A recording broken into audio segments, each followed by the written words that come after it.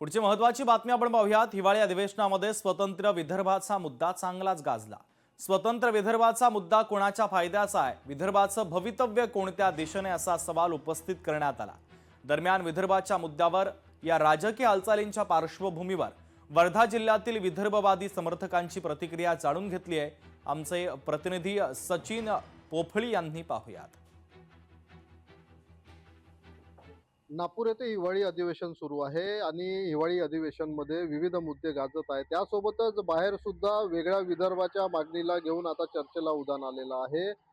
एकीकडे काँग्रेस नेते विजय वडेट्टीवार यांनी वेगळ्या विदर्भाची मागणी केली आहे आणि इकडे महसूल मंत्री चंद्रशेखर बावनकुळे यांनी सांगितले की हा आमचा एजेंडा असून यावर आमचं काम सुरू आहे। त्याच अनुषंगाने बोलण्यासाठी आपल्यासोबत काही विदर्भातील विदर्भवादी नेते आहे। पण जो आता सध्याच्या परिस्थितीमध्ये जो विजय वडेट्टीवार यांनी जे वेगळ्या विदर्भाबद्दल बोलले ते अतिशय चांगलं आहे। पण त्यांच्यावर प्रतिक्रिया देत जे बावनकुळे साहेब म्हणाले की आमचा अजेंडा आहे, अरे बा तुमचा अजेंडा आहे। याच्या अगोदर 2014च्या अगोदरच अटल बिहारी वाजपेयी यांच्या काळामध्ये भुवनेश्वर अधिवेशनामध्ये हा ठराव तुम्ही पास केला, हे सगळ्या विदर्भवादी लोकांना आणि विदर्भातील जनतेला माहीत आहे।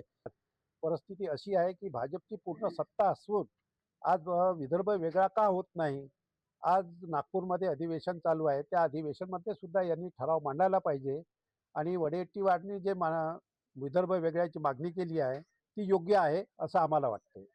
काँग्रेस आणि बाकी लोकांचे जे मत आहे त्यांनाच आता बीजेपी वाले सुद्धा आमचाच एजेंडा आहे असं म्हणत आहे। तर काहीच हरकत नाही, लवकरात लवकर इतक्या वर्षाचा प्रलंबित प्रश्न आहे तर तो निकाली लावण्यास काहीच हरकत नाही। नक्कीच याच अधिवेशनात विदर्भाचा मुद्दा मांडावा अशी मागणी या विदर्भवाद्यांनी केली आहे। सचिन पोफळी, लोकशाही मराठी, वर्धा। लोकशाही मराठी, ऐका, पहा, जागरूक रहा।